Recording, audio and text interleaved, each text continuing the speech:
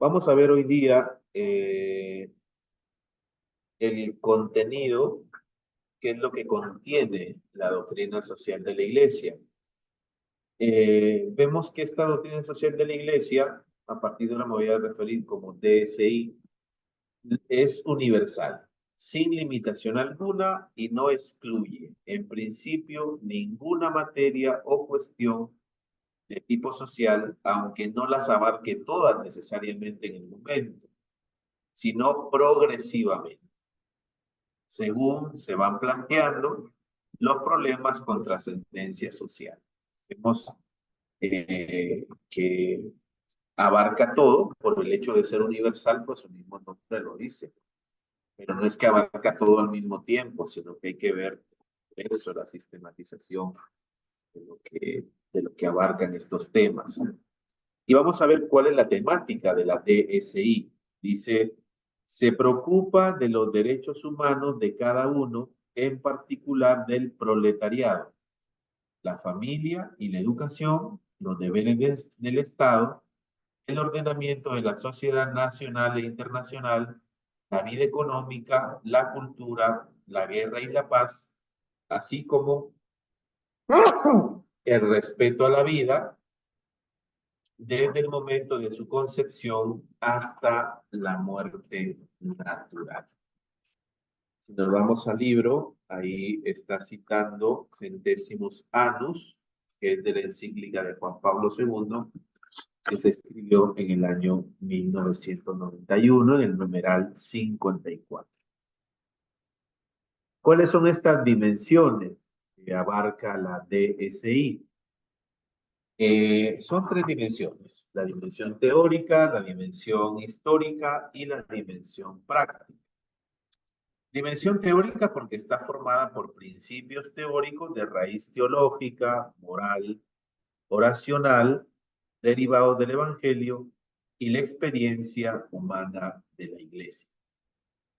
Es decir, hay principios que hacen de esto una doctrina propiamente, como ya hemos explicado en la clase pasada, y tiene unos principios, son principios universales, teóricos, que se desprenden de la teología. La teología es la ciencia de la fe.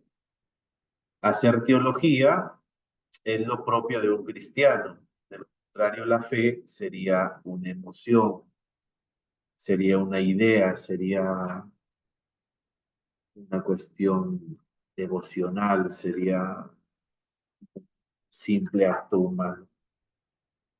Una moral oracional es una moral que se deriva del Evangelio, que tiene en cuenta a Dios, los mandamientos,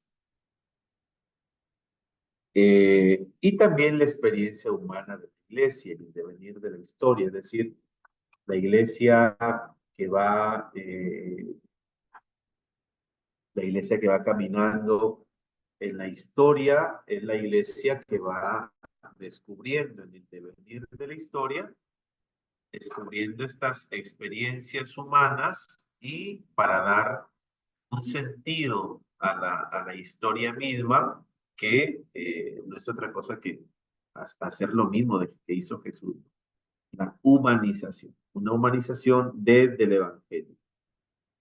Entonces, eso es en cuanto a la cuestión teórica de la DSI. Histórica porque los documentos están en conexión y hacen referencia a situaciones históricas determinadas y porque los principios de reflexión, criterios de juicio y directrices que contienen se utilizan para iluminar las situaciones y las ideologías sociales, políticas y económicas vigentes de cada época. Esto es lo bonito del magisterio de la Iglesia, que no lo vemos en otro tipo de magisterio, porque, por ejemplo, en el ámbito educativo, cada quien saca lo suyo, ¿no? Cada quien tiene sus políticas educativas, que no son políticas de Estado, son políticas de gobierno. Es decir, entra un presidente y dice que se va a enseñar de esta forma, los contenidos son estos. Pero tiene que haber una política de Estado, una política educativa de Estado. donde dure pues unos 5 o 10 años, donde los proyectos educativos sean sostenibles en el tiempo y no sean simplemente experimentos, pues, que toda la vida. ¿Y qué es lo que le hace diferente al magisterio de la iglesia? Que un papa cita al otro. Entonces, es interesante cuando uno lee las encíclicas, todas las encíclicas de los papas, ni una encíclica deja de lado la enseñanza anterior del otro papa. Y más aún cuando vemos en la doctrina social de la iglesia, las citas en los documentos, y eso sería bueno que ustedes chequeen esos documentos de la doctrina social de la iglesia. Les hablé del compendio de la doctrina social de la iglesia, y van a ver en las citas de pie de página, van a ver cómo Juan Pablo II cita a León XIII, por ejemplo. Y lo mismo Francisco en su magisterio es una continuidad de la enseñanza. Es decir, el Evangelio, las situaciones concretas históricas, la enseñanza de los papas a lo largo de la historia, que no es otra cosa que la prolongación de un Evangelio aterrizado en la historia concreta, dando respuesta o iluminando los problemas sociales que atañen a la persona en relación a lo institucional. La doctrina social de la iglesia no está para resolverte tus problemas personales, está para resolver problemas institucionales. Resolver entre comillas, cambiemos esa palabra por iluminar. ¿Ya? Los principios de reflexión, los criterios de juicio y las directrices que contienen se utilizan para iluminar las situaciones y las ideologías sociales, políticas y económicas vigentes de la época. Es importante esta palabra clave que es iluminar. ¿Por qué? Porque toda ideología presenta una sombra para la vida del cristiano. Toda ideología es una cuestión así media. Es sesgada porque te ciega, pues, ¿no? O sea, te ciega y hace vivir en unas tinieblas de ignorancia que no te deja pensar más allá de forma objetiva, teniendo en cuenta el bien común. Práctica. Se dirige a orientar, ojo, orientar es la palabra clave, la acción humana y demanda la aplicación práctica de esos principios en la vida real. Punto 5, la competencia de la iglesia en el campo social. La iglesia nacida del amor del Padre Eterno, fundada en el tiempo por Cristo Redentor, reunida en el Espíritu Santo, la sigla GS es Gaudium et Spes, Gozos y Esperanzas, número 40, es un documento del Concilio Vaticano II. Dice, recibe toda su competencia para actuar como iglesia de Dios por medio de Jesucristo, Dios y hombre verdadero. Por ello, es una competencia que tiene su origen divino y en consecuencia es indiscutible para el que admita la fe en la que se basa la iglesia. León XIII, en la Rerum Novarum, dice acometer la exposición de la DSI confiadamente y con pleno derecho nuestro.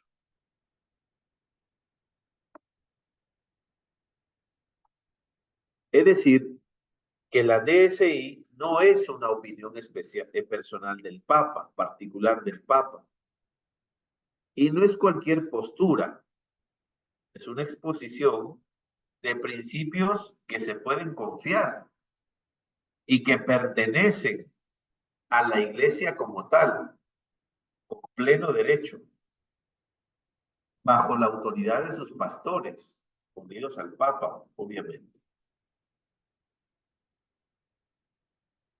Pío XI, en Quadragesimus Annus, dice que hay que establecer lo que hace ya tiempo confirmó claramente León XIII, hay un detalle en los documentos de esa época, pone nos con N mayúscula, que significa nosotros.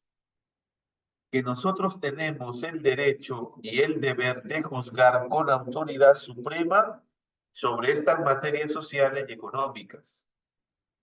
La Iglesia, dice el Papa Pío XI, no puede en modo alguno renunciar al cometido a ella confiado por Dios, de interponer su autoridad, no ciertamente en materias técnicas para las cuales no cuenta con los medios adecuados ni es su cometido, sino en todas aquellas que se refieren a la moral.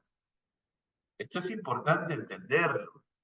La Iglesia no le va a solucionar la vida al Estado. La Iglesia no tiene la solución a los problemas del Estado. La Iglesia ilumina la vida moral de los cristianos, incluyendo los gobernantes cristianos y no cristianos. En lo que atañe a estas cosas, el depósito de la verdad, a nosotros confiado por Dios, y el gravísimo deber de divulgar, de interpretar y aún de urgir oportuna e inoportunamente toda la ley moral. Somete y sujeta a nuestro supremo juicio tanto el orden de las cosas sociales como el de las mismas cosas económicas. Es decir, la Iglesia tiene que ayudar al cristiano a iluminar la vida moral. ¿Qué entendemos por vida moral? La vida moral la entendemos como una vida basada en los principios de la revelación. En el Antiguo Testamento, cuando hablamos de los 10 mandamientos, y en el Nuevo Testamento, cuando hablamos del mandamiento del amor, las bienaventuranzas, Mateo 25. Si se han dado cuenta, el Papa Francisco, cuando está hablando de este tipo de situaciones, él dice, el cristiano tiene que tener en cuenta dos cosas muy importantes en su vida, Mateo 25 y las bienaventuranzas. Es más, el Papa dice que seremos juzgados mediante esas dos realidades. Las bienaventuranzas que son un proyecto del reino en medio de nosotros, y Mateo 25, que es una actitud concreta de caridad frente al que necesita. Pero no porque necesita solamente, sino que porque somos cristianos, vemos que el Cristo sufriente está en esa persona que necesita. Un cristiano no puede hacer la caridad porque alguien necesita de algo, sino que el cristiano tiene una mirada trascendente. El cristiano lo que hace es mirar en esa persona que está sufriendo a Cristo Jesús. ¿Qué pasaría si el cristiano solamente acude a, no sé, a paliar, a acudir, a socorrer las necesidades de las personas que son vulnerables en cualquier sentido? Si lo hace solo por eso, va a ser limitada su caridad. Porque resulta que se va a encontrar con una persona que le hizo daño, con una persona que no le cae bien, y ya es su opinión personal, su criterio personal, sus emociones, sus cosas, las que van a primar y no la fe. Por eso es que el cristiano no distingue. Para el momento de hacer el bien, el cristiano no distingue si ese que sufre es católico, evangélico, troglodita, no sé, quién sea. Es una persona que necesita, pero no porque necesita, sino porque el Cristo sufriente está ahí en esa persona. Fíjense que esta realidad es bien asumida. Cuando no hay un de fe, no es bien asumida. Yo recuerdo que el Papa Francisco, cuando decía al inicio de su pontificado, que cuando veamos un pobre hay que arrodillarnos delante de él, porque el pobre, fíjense lo que decía el Papa, se atrevía a decir una cosa casi escandalosa para algunos, el pobre es sacramento de Dios. Y mucha gente que se rasga las vestiduras dice, no, pero ¿cómo puede ser sacramento de Dios? Porque no entendieron la palabra sacramento. La palabra sacramento es la palabra misterio, algo que aparece ante nuestros sentidos, pero tiene una realidad más allá, misteriosa. ¿Y Cristo en la cruz acaso no fue pobre? ¿Y la kénosis del Hijo de Dios que se anonadó para pasar por uno de tantos, tomando la condición de esclavo? ¿Ese anonadamiento no es pobreza? Que el Hijo del Hombre no tiene dónde reclinar la cabeza, no es pobreza. Que el Hijo del Hombre fue despojado de sus vestiduras y murió desnudo en la cruz. Y es la iglesia la que le pone un sudario por puro. Jesús murió sin nada.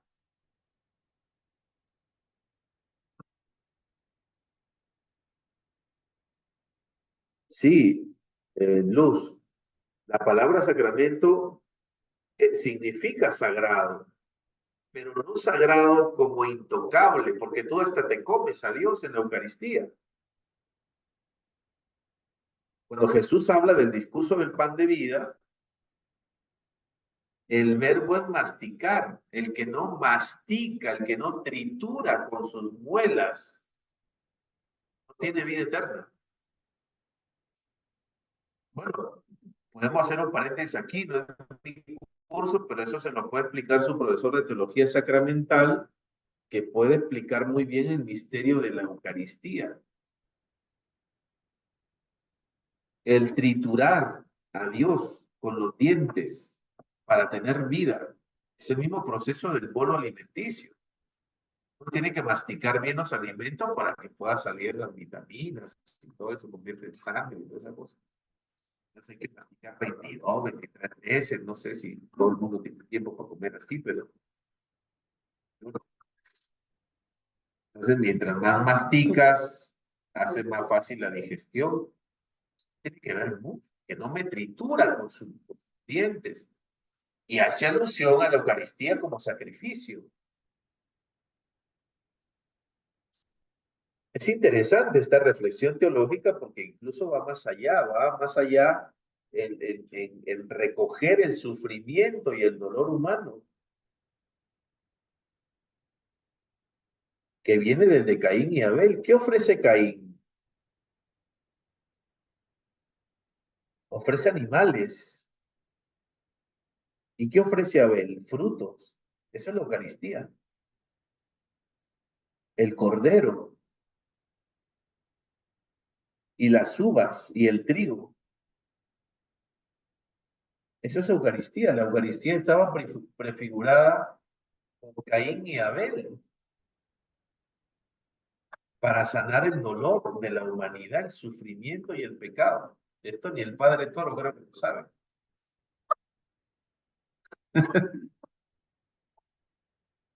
¿Entiende? Entonces, hablar de esto, una implicancia única en este misterio. Hablar del pobre es hablar de aquel que no tiene, el que carece de. No nos vamos a meter ahora a profundidad a hablar del tema de pobreza, porque hay un montón la pobreza es múltiple hablar de pobreza, ¿no? Mucho hablar. Volvamos a lo que dice Pío XII. Pío XII va a decir que es, en cambio, a no dudarlo, competencia de la Iglesia, allí donde el orden social se aproxima y llega a tocar campo moral, juzgar si las fases de un orden social existente están de acuerdo con el orden inmutable que el Dios creador y redentor ha promulgado por medio del derecho natural y de la revelación. Ojo que cuando hablamos de juzgar en la iglesia no lo hablamos en sentido moral, lo hablamos en sentido teológico de iluminar, para que la gente se dé cuenta cuando su conciencia se ilumina con la luz de la palabra y la enseñanza de la iglesia, la gente puede darse cuenta dónde están sus luces y dónde están sus sombras. Pero la iglesia lo que hace es iluminar. Hablamos de juzgar como juicio moral. Ahora, la teología moral permite hacer juicios de acciones, no de personas.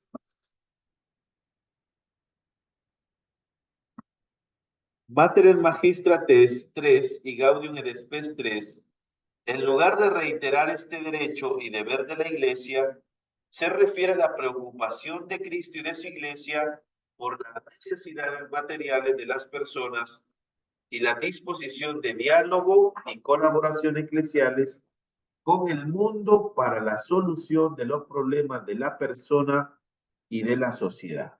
San Juan Pablo II se refiere de modo especial en esta cuestión y da una respuesta a la misma que se puede considerar definitiva. En Centesimus Annus, número 5.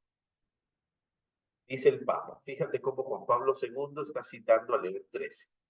Dice, León XIII, siguiendo las huellas de sus predecesores, lo que hablábamos que es un magisterio continuado histórico, estableció el paradigma permanente para la Iglesia de hacer oír su voz ante determinadas situaciones humanas, individuales y comunitarias, nacionales e internacionales, para las cuales formula una verdadera doctrina, un corpus que le permite analizar las realidades sociales, ojo con esta palabra clave, analizar, pronunciarse, también es clave sobre ellas, y dar orientaciones para la solución de los problemas derivados de las mismas.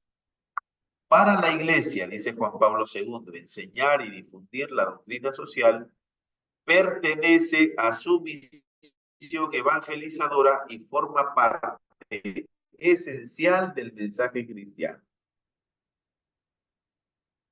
Ya que esta doctrina expone sus consecuencias directas en la vida social y encuadra incluso el trabajo cotidiano y las luchas por la justicia en el testimonio de Cristo Salvador. Dos cosas muy importantes aquí. La DSI pertenece a la misión evangelizadora y forma parte esencial del mensaje cristiano. La pregunta es, ¿por qué nos enseña? ¿Por qué no es de ordinario esta enseñanza? Porque hay que liberarla de prejuicios. Si forma parte esencial del mensaje cristiano, la DSI tiene que ser estudiada y expuesta a cualquier otro tema. Así como nos gusta hablar de Biblia, nos gusta la apologética, nos gusta la catequesis, también tiene que hablarse del DSI. ¿No será que la iglesia todavía en algunos sectores tiene mucha responsabilidad de lo que sucede en el campo social y político, pecar de omisión, no difundiendo la doctrina social de la iglesia, su propia doctrina? Puede que sí, ¿no? Es una pena escuchar los colegios católicos. Recuerdo mucho una religiosa de una congregación X, decía, padre, nuestra congregación está reflexionando muy seriamente, porque es un colegio muy renombrado a nivel nacional, y decía ella, padre, nos preocupa porque los congresistas, la gente que ocupa altos cargos políticos, han salido de nuestros colegios y se han visto envueltos en problemas de escándalo, de corrupción. Entonces ellos se hacían una pregunta, ¿qué estamos haciendo nosotros como colegio católico? ¿Cómo estamos formando estas personas? Obviamente que hay que salvaguardar la libertad de cada persona, ¿no? Que a veces se corrompe ahí donde está, en el ambiente donde está. Vamos a ver el punto 6, los límites de la competencia de la Iglesia. Dado su origen divino, no tiene límites, ni en el espacio ni en el tiempo, ya quisieran algunos. Solicitud Rei Socialis, número 41, CRS, dice que la Iglesia tiene una palabra que decir tanto hoy como hace 20 años, así como en el futuro. Es decir, así como Jesucristo es el mismo ayer, hoy y siempre, necesitamos que la Iglesia siga levantando su voz de protesta. Y no solo protesta, sino que sigue iluminando a las gentes. Por eso es que la DSI se dirige primero y principalmente a los católicos, respecto de los cuales tiene fuerza obligatoria moral. Tenemos la obligatoriedad moral de practicar la DSI en nuestra vida. Tanto así que cuando aquí dice, y ojo con esto, porque esto es una broma, cuando dice, tiene fuerza obligatoria moral, quiere decir que si no la cumplimos, tenemos que cesarnos. Eso significa aquí, fuerza obligatoria moral. Pero también de alguna forma a todas las personas de buena voluntad. En cuanto a la materia, la competencia de la Iglesia no tiene tampoco unos límites restringidos a determinadas cuestiones sociales fijas, sino que caen en su campo todas las que se pueden derivar de la vida social organizada a lo largo del tiempo y del espacio. Pasamos al punto 7, vamos a terminar también el punto 8 y después abrimos una puerta de diálogo, de preguntas. Estado este curso, pero fue un poquito más digerido. Fundamento de la intervención de la Iglesia con su doctrina en el campo social. Los motivos y razones principales, ¿cuáles son? El vínculo entre la evangelización y la promoción humana y social. No existe una promoción humana aislada de la evangelización. Eso es socialismo, filantropía. Y hay muchos que han desvirtuado esto, pues, ¿no? Hay casos de sacerdotes que han dejado el ministerio sacerdotal porque se hicieron famosos, populares, en sus pueblos, en sus parroquias, tuvieron la aspiración, tentación, de lanzarse como alcaldes de los pueblos, y tenemos ahí varios, ¿no? Tenemos ahí el padre Mesalina, por ejemplo. El primer gobierno lo hacen bien, pero el segundo gobierno, pues, ya no, ya. Y ya no se ejerce el servicio, sino no se profesionaliza estas cosas. Entonces la DSI es un componente indicado de la evangelización. Es la intervención de la Iglesia en el campo social. Su doctrina encuentra su primer y principal fundamento en la misma misión evangelizadora de la Iglesia. Se me ocurre decir que si no enseñamos la DSI en la evangelización, estamos haciendo una evangelización desencarnada, sin piso. Y ahí sí nos vamos a parecer a los evangélicos, y tanto que criticamos a los evangélicos, a veces pensamos como ellos, ¿no? Cuando no hay DSI, ¿en qué se convierte la fe? En una propuesta sin piso, desencarnada. Y traemos abajo el misterio de la encarnación, Dios que se hace hombre.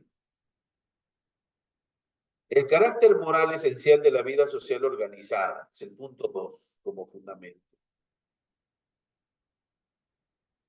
Las razones éticas, después damos respuesta a las preguntas, Luz. Las razones éticas constituyen la dimensión fundamental de la existencia humana, incluso en el campo de la actividad que suele llamarse política. De aquí saca sus profundas premisas toda la así llamada DSI, que particularmente en nuestra época comenzamos desde finales del siglo XIX. Se ha enriquecido enormemente con toda la problemática contemporánea. Y eso siempre ha sido un modo vivendi de la iglesia, porque ante un problema de la iglesia, siempre la iglesia ha dado una respuesta. Los evangelios son eso, son respuesta a un problema determinado de la comunidad a la cual fue dirigido este escrito, no para nosotros directamente. Un tercer punto es la necesidad de los principios morales y sociales para la paz social. La doctrina de Cristo es necesaria para la armonía y la estabilidad de la vida social humana. Decía San Juan 23 en el discurso de apertura del concilio el 11 de octubre de 1962. Un cuarto punto es la influencia de las condiciones sociales en la vida espiritual y moral de las personas. Esta influencia es un hecho comprobado científicamente y de experiencia común. Uno de los factores que influyen en la formación de la personalidad humana en todos sus aspectos es el ambiente o los ambientes sociales en que se desarrolla su vida cada persona. Por eso hay que reconocer el derecho y el deber de la Iglesia de intervenir con su doctrina, palabras claves, iluminar y discernir estas condiciones sociales. ¿Cómo voy a discernir si no tengo principios que me iluminan actualmente? Y el punto 5 es que la experiencia humana de la Iglesia y su dedicación a la persona forman parte del fundamento de la DSI. Dice solicitud Rex Sociales, número 41, la Iglesia es experta en humanidad, esto es bonito, la Iglesia es experta en humanidad, y esto la mueve a extender necesariamente su misión religiosa a todos los campos en los que los hombres y las mujeres desarrollan sus actividades allí donde se encuentran. Pasamos al punto 8, que es la validez de la DSI. Se puede distinguir las siguientes modalidades. La validez por el origen, de donde procede, es decir, la Iglesia Católica, por su origen institucional. La DSI será válida si la Iglesia Católica de la cual procede está legitimada, tiene aptitud para formular los principios, juicios y directrices de la DSI, si esta formulación está dentro de su función. ¿Qué quiere decir? Que ningún otro organismo se puede atribuir una doctrina social en nombre de la Iglesia. La validez del contenido está formada por principios de reflexión, criterios de juicio, directrices de acción. Dichos principios pueden consistir en las verdades de fe, en este caso la adhesión intelectual que reclaman del creyente. Teóricamente tú estás creyendo, mientras no protestes, estás aceptando. Esto es incondicional. E igualmente cuando se trata de verdades que el magisterio de la Iglesia ha definido como comprendidas en el depósito de la fe revelada por Dios.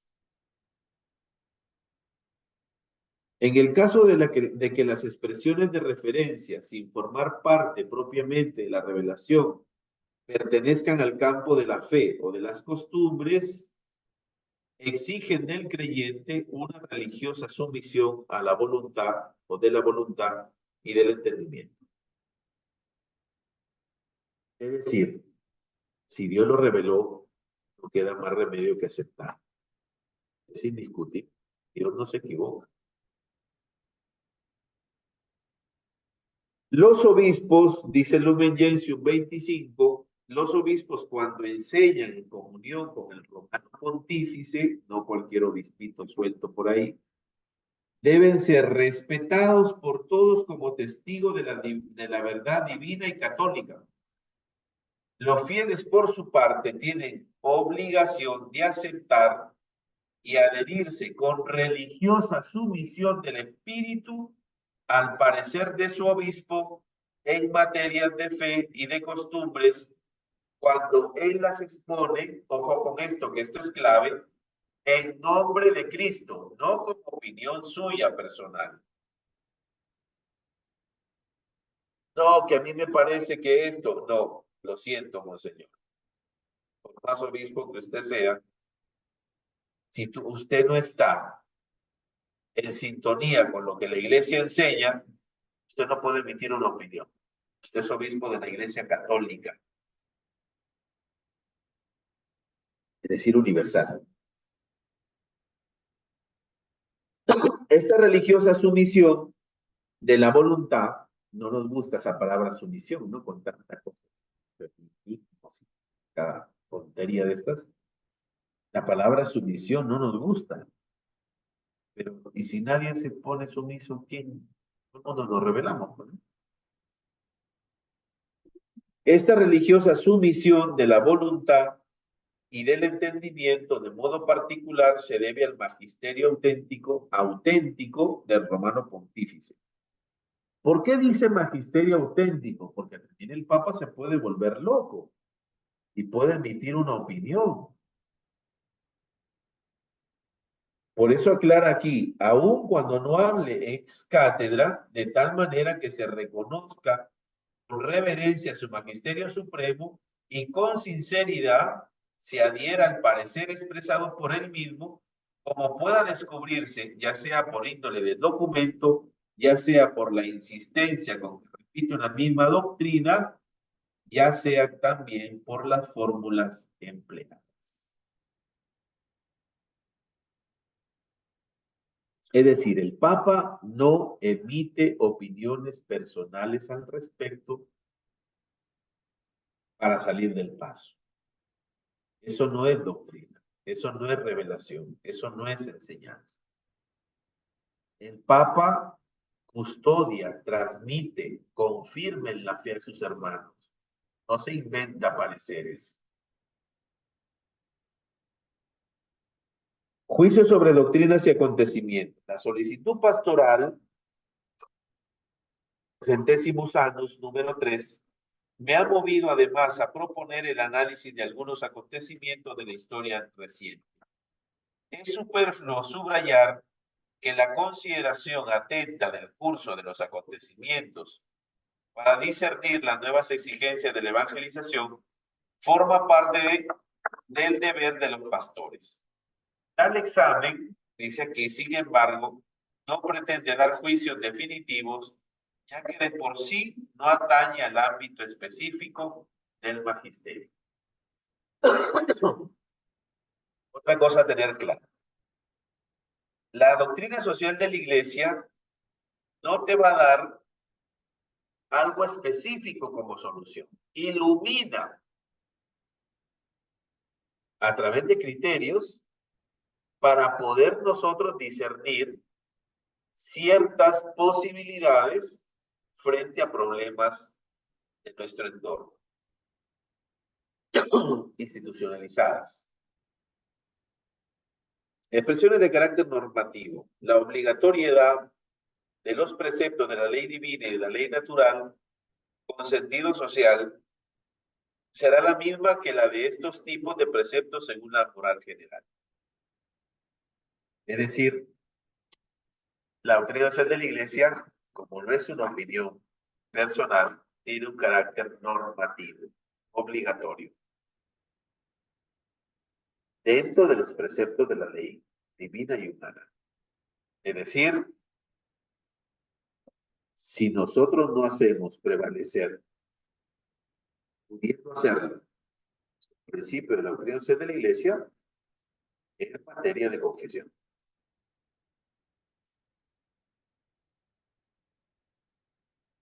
Tú no puedes ser cómplice en tu lugar de trabajo de una injusticia.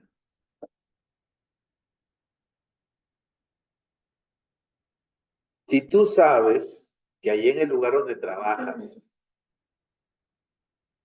sabes que se está haciendo la jugada de los trabajadores fantasmas y te hacen firmar a ti por un sueldo que no ganas, es materia de confesión.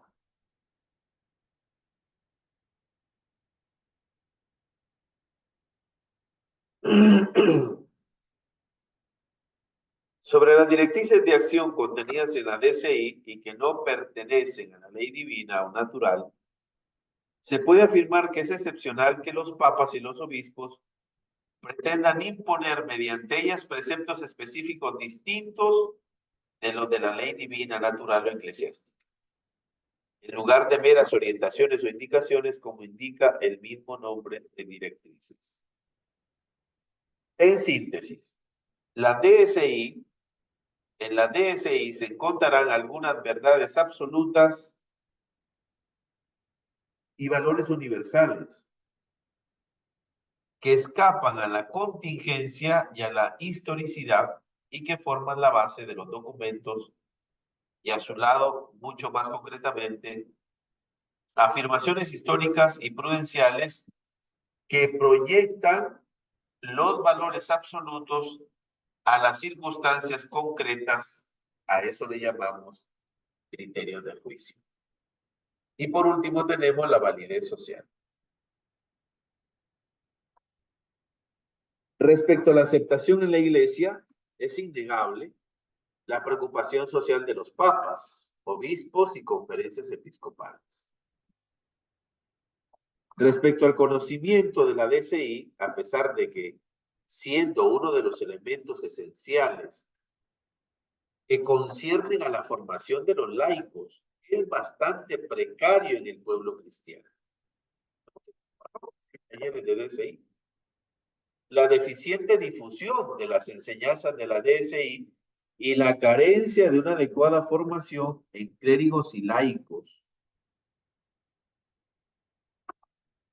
En la sociedad en general, es muy escasa el manifiesto de desconocimiento en ambientes no religiosos. No goza de prestigio en los ambientes universitarios y académicos.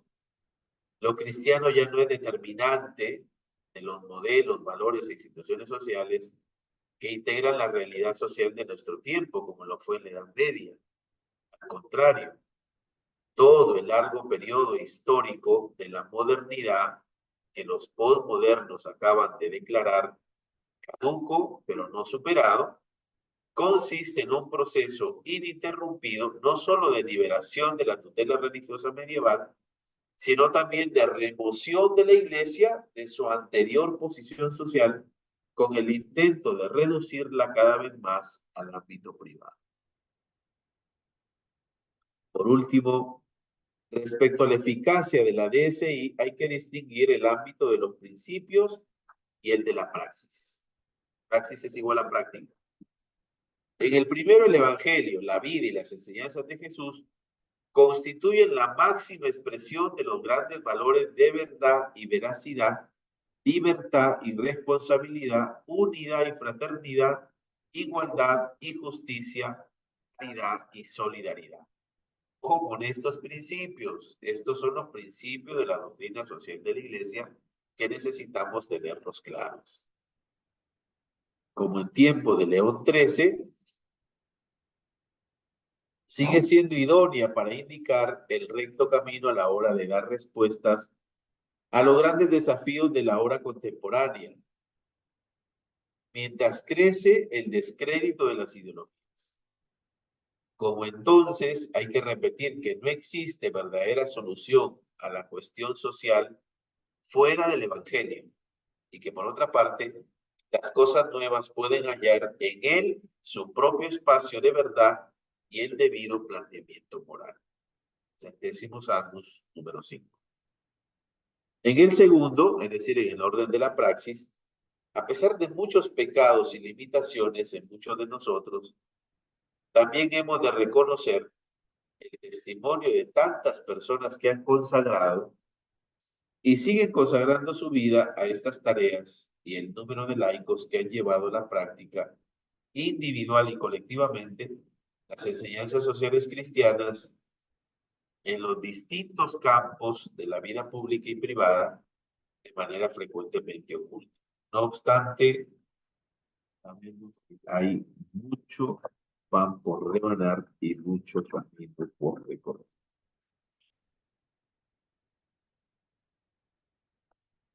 Muy bien. ¿Preguntas?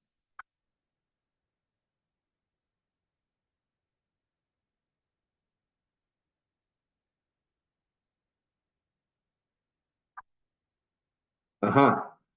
Dice aquí, para responder como iglesia ante una determinada situación individual, la acción necesariamente tiene que ser con la autorización del párroco como laicos comprometidos por no realizarlo. No, es personal, es deber de tu conciencia. Si es una situación individual, es deber de conciencia, incluso en tu institución. O sea, ahí donde trabajas, tenemos que denunciar situaciones. Pero a veces tenemos miedo ridículo, ¿no? Bueno, yo particularmente no me callo.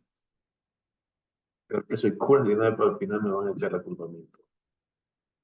Bueno, ¿alguna otra pregunta más? Intervención, queja. Si callas, confiesa.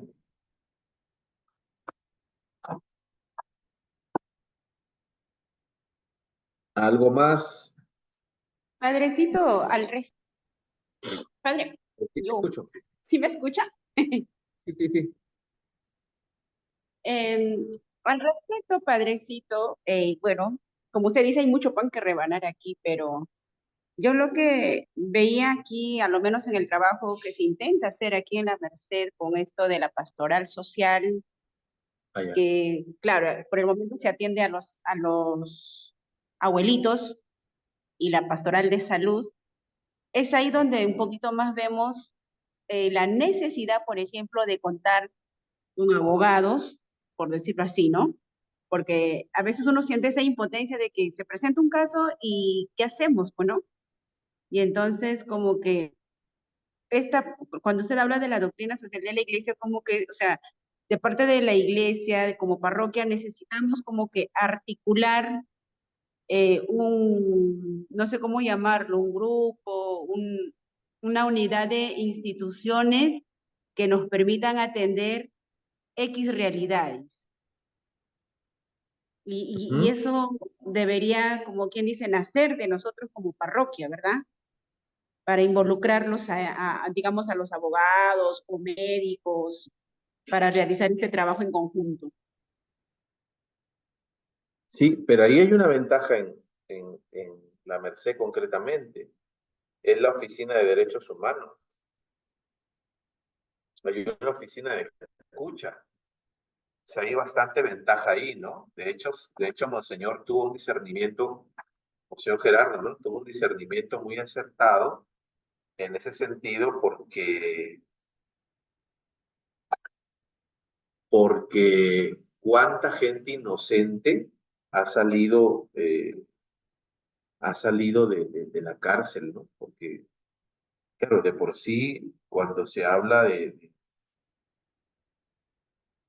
un indígena, pues automáticamente eh, viene la exclusión, ¿no? Entonces, imagínate tú cómo el obispo ha tenido este sano discernimiento en poder poner una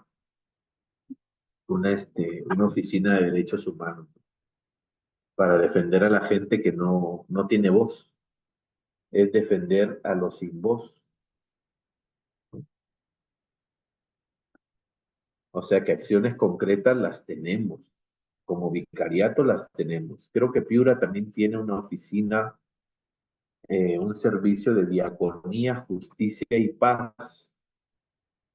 Creo que en algún momento la conferencia episcopal incentivó esto, pero son pocas las diócesis que se animan a hacer esto. ¿Por qué? Porque siempre hay un prejuicio, ¿no? Un prejuicio Ah, pero hacen muchas cosas sociales y eso no es evangélico, eso es comunismo, marxismo, pero no, nada de eso, es bienaventuranzas y Mateo 25. ¿Algo más?